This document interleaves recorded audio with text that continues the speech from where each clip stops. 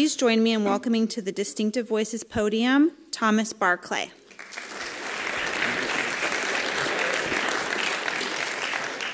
Hi, my name's Tom Barclay, and I guess the microphone's working okay?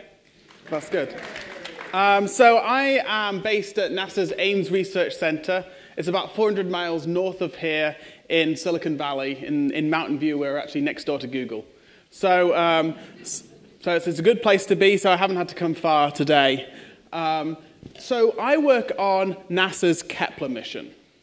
So the Kepler mission is an overriding mission that uses the spacecraft called Kepler to solve one overriding question, and that what fraction of stars in our galaxy harbor potentially habitable Earth-sized planets.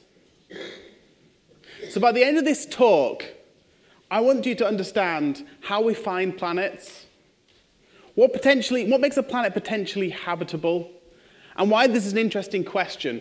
Why you should care about whether there are potentially habitable planets out there and how common they are, and what they look like, and what we know about them and what we don't know about them. That's perhaps the most important question and the most important thing right now.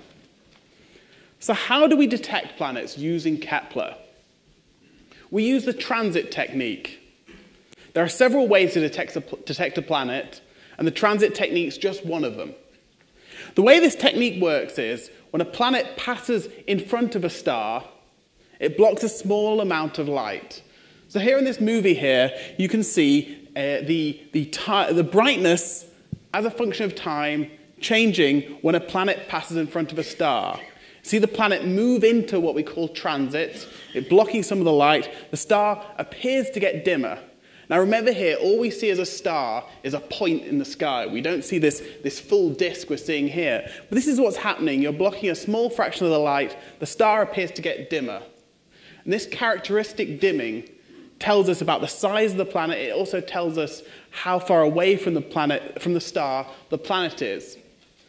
And by the frequency of how often these happen, that tells us about the year of the planet. So we're learning all these things just from this small dip. So as you might imagine, stars are very big, and planets, well, are relatively small compared to a star. Here in the image here, I show a typical star. This could be the sun, and the size of Jupiter. So Jupiter has about 1/10 the radius of the sun, so about 100th of the area. So the amount of brightness dimming that occurs when Jupiter would pass in front of the sun, or a Jupiter-sized planet would pass in front of another star, a sun-like star, would be about 1%, because it's 1 part in 100 the area of the star. So you can see this pretty clearly here. This is a very easy to see. You can see where Jupiter is. Now let's try and spot the Earth. Can you see the Earth there? That's the size of the Earth. The Earth has about 100th of the radius of the sun, but that equates to a dip in brightness when it passes in front of the star of 100 parts in every million. Now, when you also consider not only is it a tiny dip like that, but it occurs once every 365 days and lasts only 12 hours. So the amount of time it's in transit is very small. So you keep having to look at this thing, hoping you find it at the right time, you find this transit to find this event. It's an extremely challenging measurement. But the depth of this dip, as I said, tells you about the size, and the frequency tells you the planet's year. And so by knowing the planet's year, you can work out how much energy that planet is receiving from its star, and you can start to say something about the temperature of that planet, or at least what the temperature would be like if you could understand more about the atmosphere. It's beginning our investigation of planets, beginning to understand where interesting planets lie. So one of the things about the transit technique that makes it different from other methods of detecting planets is that because the planet needs to pass in front of the star, the planet's plane, its orbit, has to be very precisely lined up with our line of sight. So if you think about this, you think the planet orbits in a disk. We have to be looking edge on to see this transit. So for all the planets out there, if we imagine every star had an Earth-like planet, only 1 in 200 would we see transit. So we have to look at an incredibly large number of stars to find a small number of planets, which is already a fabulously difficult measurement to make. So you take this one transit lasting 12 hours every 365 days, and then you multiply that by 200, well, only 1 in 200 do we see. We get to very large numbers. So we need to look at lots of stars.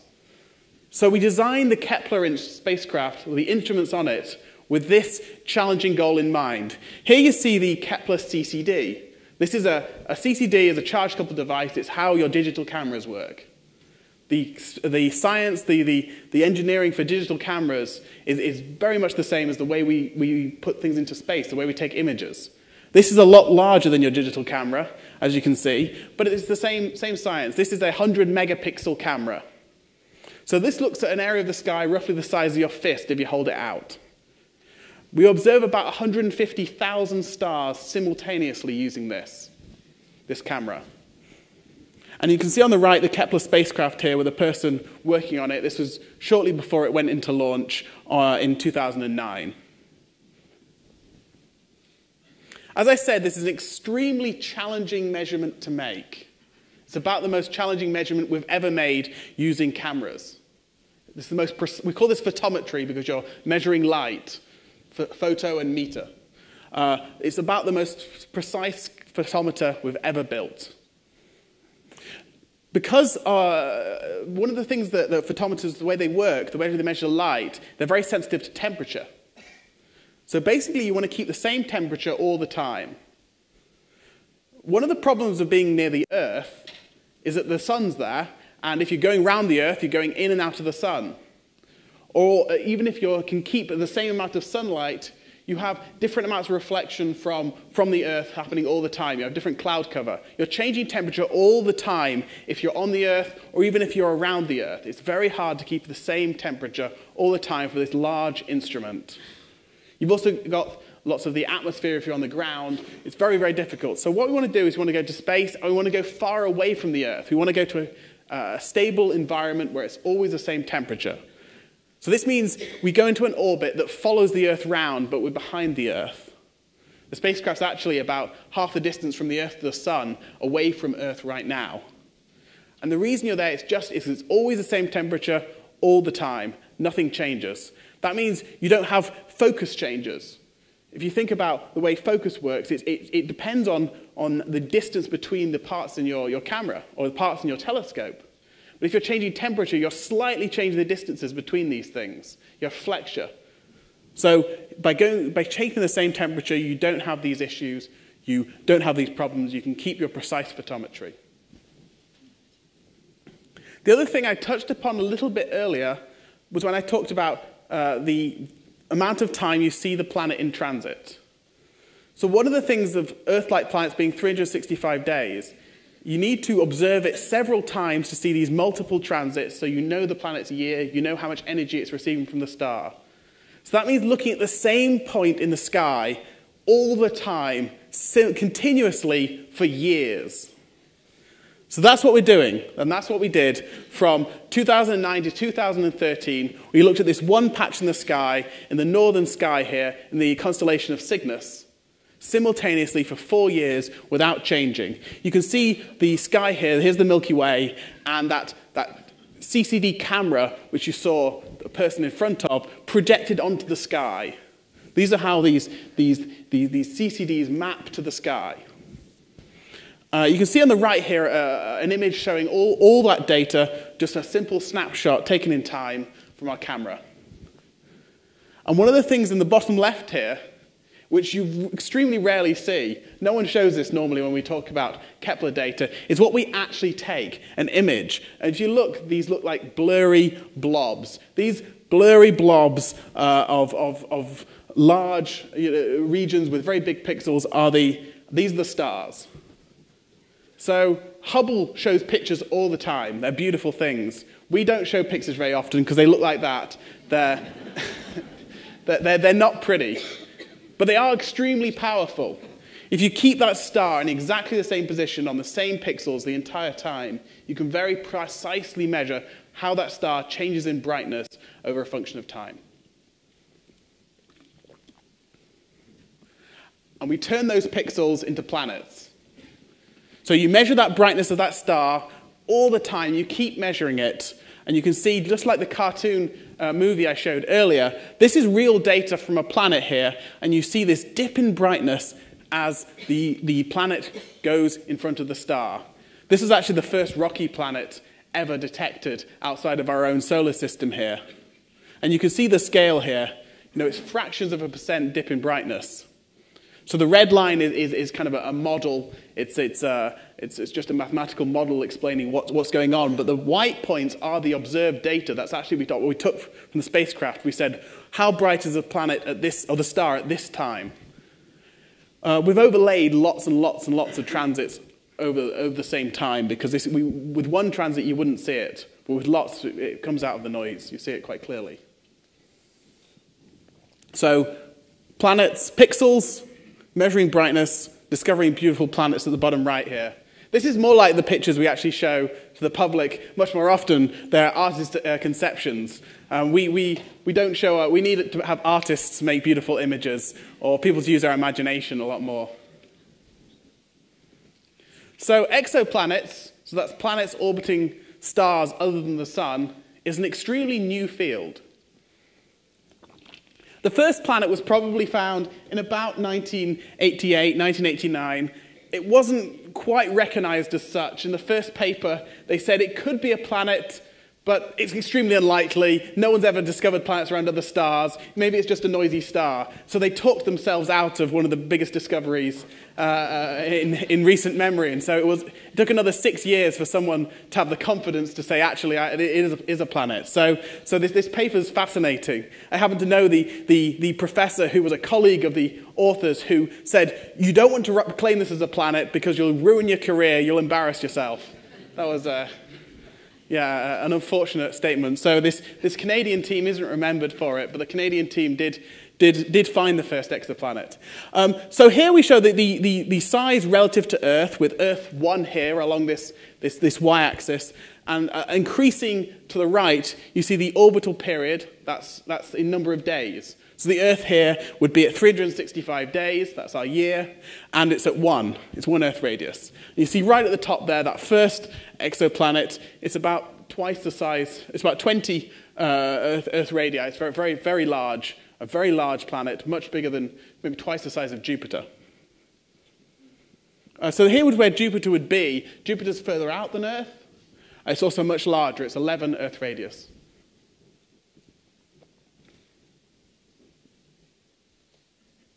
So this is what the field of exoplanets was like from 1995, when the first 2 confirmed planets that people stood behind and they backed. They were published by a Swiss group and a group from Barclay, or San Francisco State, maybe at the time, working on that. You can see here the blue points here are most of the first planets. The blue points were discovered using the radial velocity technique, a technique that's been very powerful in finding many of the planets we found up to this date. You look at the planet moving around the star wobbles, and you can measure the weight of the planet, the mass of the planet, by how much it wobbles. That's not the technique we use to detect the planets. They're actually really interesting. They're very complementary techniques. One tells you how much the planet weighs. The other one tells you how big the planet is. If you can tell them both, you actually start to understand something about composition. So they're very complementary techniques, but they're very different detection techniques, and different teams working on them. The transiting planets here, you see, are in pink, and they're a very different population. They're the hot Jupiters, typically. These are the Jupiter-sized planets orbiting just a few days from their stars. This was a huge surprise to everyone when we found these. And in fact, we'd have discovered exoplanets many years before that if we'd known just where to look. But these are the first ones. So you can see there's a smattering of planets up to about 2009. So before we launched Kepler, there were a few dozens, maybe a few hundred planets, most of them very large. Many of the transiting planets close in. Most of the radial velocity planets a bit further out. So what this image says to me is that there aren't any Earth-sized planets, and there aren't any planets on very long orbital periods like Earth, any small planets out there. So one of the questions you could simply raise was maybe Earth is extremely rare. Maybe there aren't rocky planets out there. Maybe it's not natural to have rocky planets. It just wasn't known at this time because you weren't sensitive to them. So the reason there aren't any Earth-like things here is because they weren't sensitive, not because they didn't exist, but we didn't know. So this is what happens when you include Kepler's data from the 4 years of the Kepler mission. Bang. This is for roughly 3,000 or 4,000 planets found with the Kepler data. These are strictly planet candidates rather than planets, but we think there's at least 90% of them are real planets. There's a lot of work to follow it up to say it's a real planet, but there's a very high rate there of real planets. And you can see suddenly not only are there Earth-sized planets, and they appear to be common, but there's a huge number of planets between 1 and 4 Earth radius. 4 Earth radius here is the size of Neptune. So the most common planets we find, we don't have our own solar system. This actually presents a huge number of challenges to us because, well, we can model planets we have in our own solar system. You know, we have 2 Earth-sized planets. We have Earth and Venus. We know what they're both made of, and we can kind of understand how they form, their history. We have 2 ice giants, Neptune and Uranus. We can kind of understand these. What the heck is a 2 Earth radius planet made of? We don't know. We simply don't know. Or we didn't up to this point. And we still know very little about these planets. So it was a huge surprise that all the planets we find are in this region.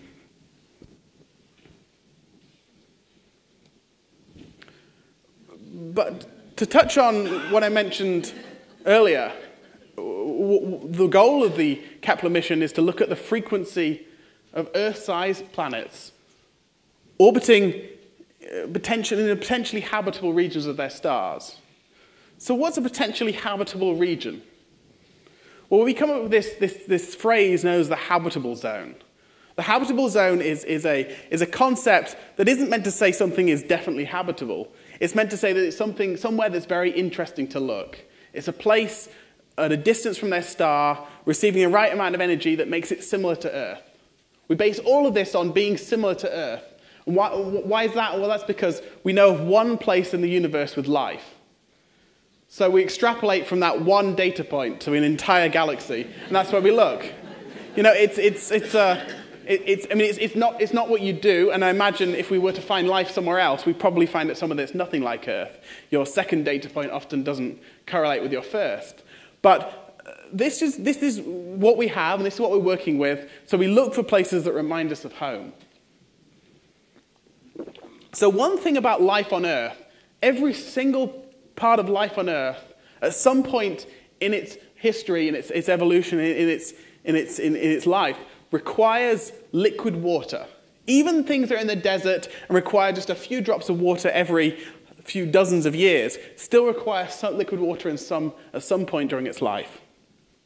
So we define this habitable zone as planets that have liquid water on the surface.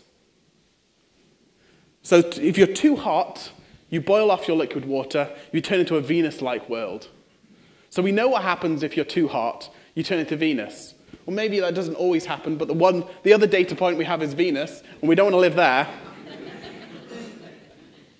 If you're too cold, well, you probably turn into a snowball world. You freeze out all this water. That's a more difficult concept to think about habitability. I mean, you could imagine life under oceans, under ice. We're thinking of Europa and our own solar system as being a good part, but finding life underneath giant ice caps is going to be extremely challenging.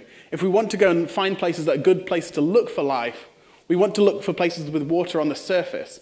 So this is the region we call the habitable zone. It's not too hot and it's not too cold. But there's something else that makes Earth special. It's not just its temperature, it's also its size. So these are the sizes of Mars, Earth, and Jupiter. So Jupiter's a gas world. It doesn't have a solid surface. And while there may be some exotic life going on in Jupiter or Jupiter-like worlds, it's not going to be anything like us. And because we're very, we think about ourselves too much, perhaps, we only want to look for life that's like us. It's easier to think about how we'd look for life like us than something we've never seen before. So we want to find something with a solid surface, a rocky surface, with potentially thin oceans, like our own oceans. And that precludes these giant planets. If you're looking at go smaller on the opposite side of things, that takes us to Mars. Now Mars, while cooler than the Earth, it receives much less energy than the Earth. If it was bigger, it would be able to retain large oceans. And there's evidence that it did have water at some point on its surface. But it's simply too small to retain a good atmosphere, to blanket the planet, to keep it warm, to have a greenhouse effect. So Mars has lost most of its atmosphere because of its size. So as well as being not too hot and not too cold, you can't be too big and you can't be too small. So we're closing down this parameter space of where we think is a good place to look and a good place to perhaps spend our energy, spend our money and effort in the next 100 years to come. And that's to look in the habitable zone. So up to this point, we've made some really nice progress towards looking in the habitable zone. We're finding planets that fulfill some of the criteria but not others. I think this was 2012. So just 2 years ago, we found the first ever planet that was the size of the Earth. It was much too hot, but it was 1.0 times the size of Earth. I think, and also in 2012, we found planets that received the right amount of energy from their star, and they weren't giant Jupiter-like worlds, such as Kepler 22b here. But this one's about 2.5 times the size of the Earth. It probably doesn't have a rocky surface. It probably is more like a smaller version of Neptune. But this receives the right amount of energy. The other one receives the right amount is the right size. So we're getting closer. And so in April of this year, we announced the first planet is both the right size and the right distance from its star to place it in the habitable zone. This is the first Earth-sized planet in the habitable zone of another star. This planet is known as Kepler 186f. So you can see here, there's the star. The planet is here, and the star with 4 inner planets orbiting, and Kepler 186f is the outer planet of 5 known planets in this star system. This is an artist's concept. We worked quite hard to make it look a little bit Earth-like, but not too Earth-like. But there was a lot of thought went into how do you actually make a planet that will evoke Earth, will make people think about. People want images. We don't make images. So how do you make an image that but it doesn't lie and you don't take things too far? So we thought, well, maybe there's we take the right color of the star. We take the ice caps here, which will be white, but the clouds, which are going to be more orangey for the slightly cooler star that this is. So this is our artist's concept. So what we can do here is we can now say that planets that are the size of Earth in the habitable zones do exist. For the first time, we can say that perhaps Earth isn't so special. There are other places that look like Earth out there.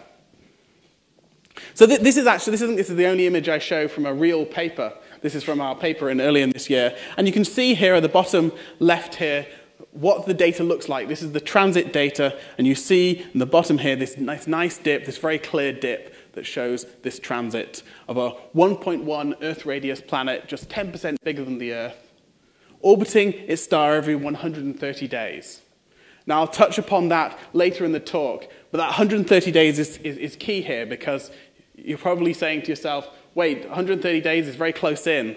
That's inwards of even Venus. It's probably a very hot planet. But actually, when you start to consider the star, things get more complicated, but very different.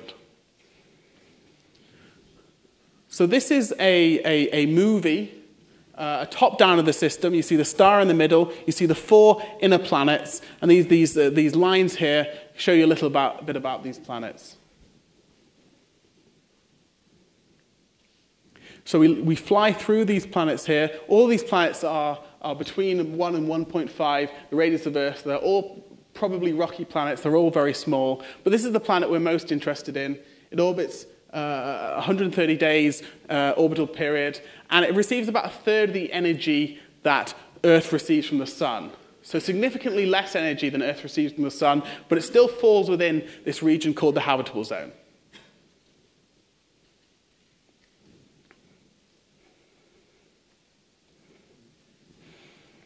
So we know the size and we know how much energy it receives, but there's so much we don't know. We know it's probably rocky. It's very difficult to make a planet that's the size of Earth that isn't rocky. If you had a lot of gas there, you lose it. We simply don't have the mass to hold on to lots of hydrogen and helium. So we're probably not like a Neptune or a Jupiter-like world. But there's a huge amount of parameter space when you say isn't gassy. So the three things that kind of our planet's made up of mostly is iron, rock, and ice.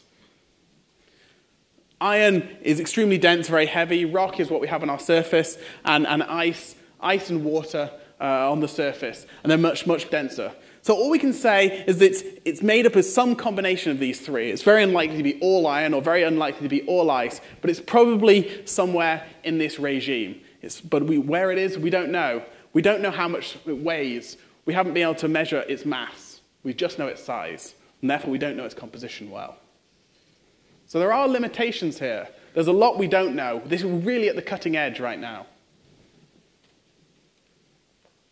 So Earth's the one planet we know has life, and now we know another planet that's the size of Earth.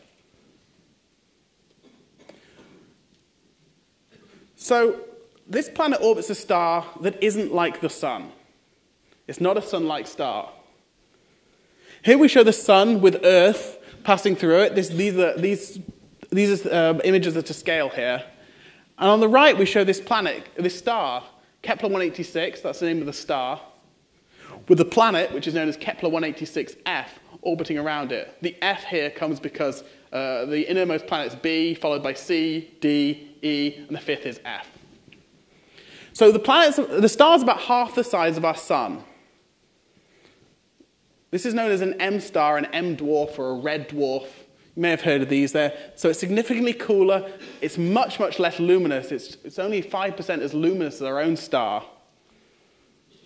But that gives us a number of advantages. See, when a planet the size of Earth passes in front of the Sun, you see this tiny, tiny dip. But you have the same planet pass in front of a smaller star, you see a much deeper dip. Because remember here, a transit is the ratio of areas. So you shrink the size by half, you shrink the area by a factor of 4, you have a 4 times deeper dip. So this takes this signal that's extremely hard to see and makes it 4 times easier to see. So finding planets around smaller stars like this is much, much easier. And that's why the first Earth-sized planet in the habitable zone of another star is around one of these cooler stars. That's why it's the first one. There's another reason, not just the size of the star. And that's also that because the smaller a star is, the cooler a star is, the less luminous it is. So that means this habitable zone is much closer in for these cooler stars. So for Sun-like stars, the habitable zone is roughly from the orbit of Mars to the orbit of Earth. For the cooler stars, you can have it much, much closer. So in this case, this planet here this is the Kepler 186 system on the top. And on the bottom here, you see our solar system. So the 4 inner planets here, B, C, D, and E, and then Kepler 186f orbiting in the green region, the habitable zone. But this habitable zone the orbit of this actually falls inwards of the orbit of Mercury. So Mercury is this extremely hot, hostile world in our own solar system. But put Mercury in this other solar system, and it would actually receive less energy than Earth receives from the Sun. So you can see Earth here roughly in the middle of the habitable zone here. Kepler 186 is near the edge, as I mentioned. It's a cooler world than Earth is. This is just another way of looking at this. This is the temperature of the stars along the y-axis here, and the distance of the stars. You see Earth orbiting a 5700 Kelvin star, that's the Sun, 1 AU. An AU is the distance between the Earth and the Sun. If you make a distance scale that has 1 for the Earth, it makes everything we do relative to the Earth. It makes things easier. So our interesting planet here is just a third of the distance between the Earth and the Sun. Yet it receives less energy. You can see these stars are extremely different from our own star. But part of them being extremely different and extremely smaller makes them very exciting. Much like, if you think of a beach, you see lots of smaller grains of sand and then very small, large rocks and boulders. It's the same a little bit for stars. Small stars are much, much more common than more massive stars. If we take our galaxy, 7 out of every 10 stars in our galaxy is one of these cool M stars, these red dwarfs. And most of our nearest neighbors are M dwarfs. If you look up into the sky, you go in your backyard, perhaps not in this area, but maybe in a darker site, and you look into the sky, you'll see many stars. You won't see any M dwarfs because they're not luminous enough for us to see with our own eyes. We simply don't see them. But actually, they're everywhere. They're all around us. Most of our neighbors are these cool stars that we can't see. So there are 100 billion stars in our galaxy. 70% of them are M stars. So what this tells us, that of all the planets out there, most planets will orbit M stars. If there's going to be life out there, and it's ubiquitous, most alien life out there is probably orbiting these cooler stars. So trying to understand these planets and look for interesting planets orbiting these cooler stars isn't too bad a place to look and to spend our energies. In fact, NASA is launching a mission with one of its main goals is to find planets orbiting these cool stars nearby, our nearest neighbors. It's that important.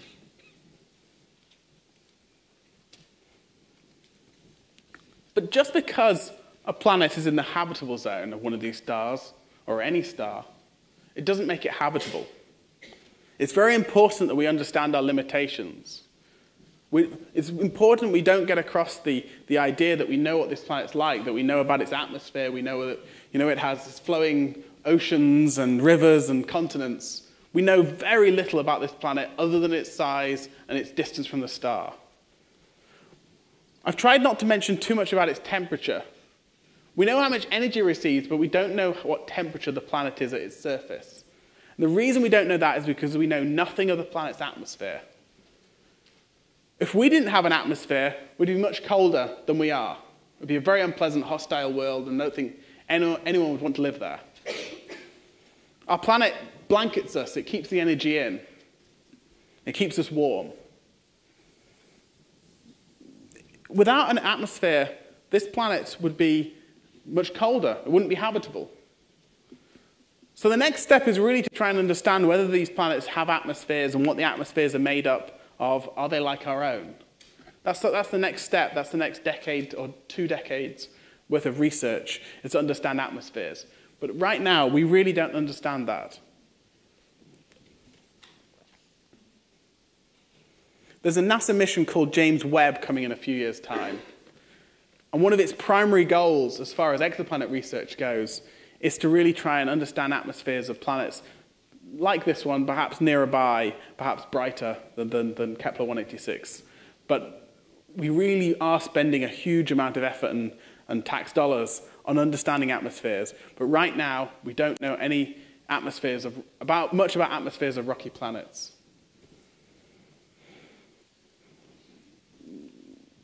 One thing we do know is the light coming from these M stars is much different from the sun. It's much redder.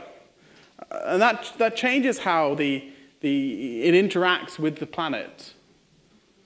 So if it did have an atmosphere and there was life on this planet, it would perceive the world very differently from how we perceive it, because much of the light coming from this star is in the infrared regime. So perhaps the creatures on this world would see these dogs like this rather than how we see them in the visible spectrum. It'd be very different, but also photosynthesis would be very different.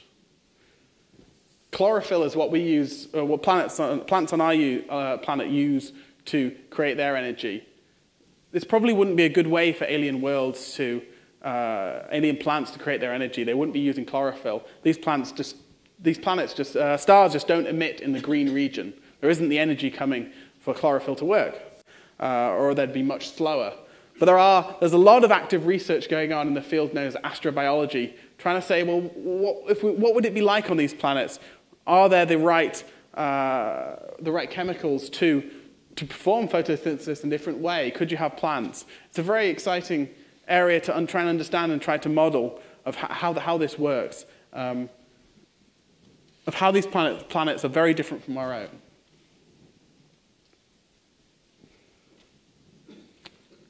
So if you stood on this planet, Kepler 186f, how would you perceive the world? Or how would your stars look?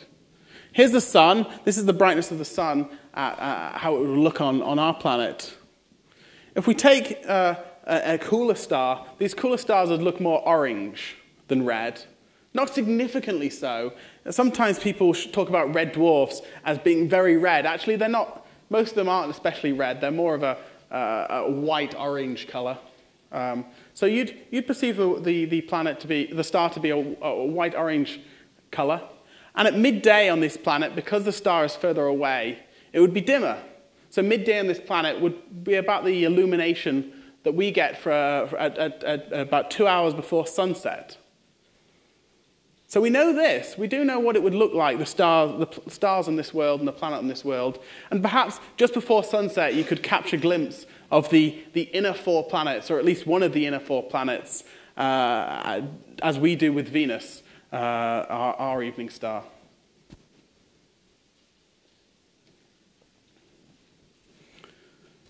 So the first transiting exoplanets were found using the Hubble Space Telescope. This really has been the most important mission that NASA's launched, at least as far as non-man-based research projects. Hubble has changed everything, including exoplanets, the first transiting exoplanet, the first time we knew the size of an exoplanet. The next revolution came with the mission I've been talking about, the mission I've been working on for the last 4 years, the Kepler Space Telescope. Unfortunately, as many of you might know, Kepler stopped its primary mission in 2013. After 4 years, we lost the second of 4 reaction wheels. So a reaction wheel is how you point a spacecraft. You need to control 3 axes of motion to stop yourself rolling and tumbling in space. Reaction wheels are just big wheels you spin and you hold yourself stiff. The angular momentum keeps you pointing in one place. 2 of them have failed, so we can only control the spacecraft in 2 axes. That means one of them's free to spin and turn. But we developed a way to use the sun as the 3rd axis, as the 3rd wheel to control our motion, so we regained good pointing again. And Kepler is back observing the sky, and has been for the last 6 months or so, running a mission we've called K2. There are several explanations of why we called it K2. One is it's like Kepler and it has 2 wheels, or perhaps 2 comes from the fact that it's the second version of Kepler. But the definition I like better is the idea that Everest is the most popular mountain out there, the most popular one to climb. But hundreds of people have climbed Everest. Only a handful have climbed K2. K2's, while not as high, is much, much more challenging.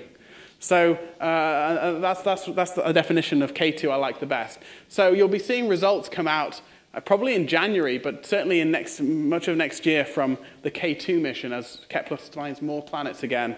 It's a very different mission, looking in several different fields, looking for rocky planets orbiting nearby stars, trying to measure their composition, trying to measure what they're made of, perhaps.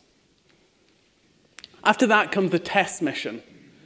It's a small mission, small in NASA terms is $300 million, looking for planets, as I mentioned a little bit earlier, orbiting these cooler stars, planets in our backyard, our nearest neighbors. When I showed how Kepler works, Kepler looks into a single patch of the sky and looks in the same spot the whole time. That's how it worked. But that meant that most of the stars you look at are far away because there aren't that many nearby stars and they're spread out. You need to look at the whole sky to find our nearest neighbors. So that's what TESS is going to do. It's going to change the idea from what Kepler did, from looking one part of the sky to looking at all the sky. What Kepler told us is there's planets everywhere. The image with the yellow dots just showed how many planets there are. Probably most stars have planets out there. So now we know that most stars have planets. We can go and look at a given star and say, well, let's find the planet it has around it. And that's what TESS is going to do. It's using the same transit technique, so it still has to look at a lot of stars. But it's going to find a huge number of planets orbiting nearby stars. And that's very exciting, because the nearer you are to us, the easier you are to follow up. And that's just what James Webb is going to do for exoplanet research. It's going to tell us about the atmospheres of these nearest stars that Kepler finds, that TESS finds. So you measure in the infrared and you look, does this planet have methane or water in its spectrum? That's really profound and really exciting, and I think the next decade is going to be absolutely wonderful. And then the future of exoplanets is rosy. This is one of the hot topics in science, and it's going to continue to be for the next few years, I expect, as NASA spends a lot of its resources on exoplanet research. So there's a lot more to come, a lot more from actually imaging planets. That's where I expect we're going in the next few decades. So in summary, Kepler 186f is the first validated Earth-sized planet in the habitable zone of another star. We now know they exist. It's the right size, just about Earth size, and it's the right distance from its star, that if it had an atmosphere like Earth, it could host liquid water at its surface. So it says there are planets out there that remind us of home. Kepler 186f orbits a star that's cooler than our sun. So one of the things that a lot of journalists ask, well, is this Earth's twin? Well, not quite, but while it might have similar characteristics, it's got a very different parent, so perhaps it's an Earth's cousin. These stars are much more abundant than our own types of stars. They're our nearest neighbors, they're everywhere. So it's exciting to know that these have these small rocky planets around them. And Kepler, planets like this one, will be our first opportunity to search for life outside of our own solar system as we look for the atmospheres of other planets. And because people have asked about this in the past a lot, this is the Allen array from SETI. And yes, SETI has observed Kepler 186f at some length. And there have been no signals yet, but they are planned to keep looking. And I'm sure they'll let you know if they hear from ET. So with that, I'll close and let you ask questions.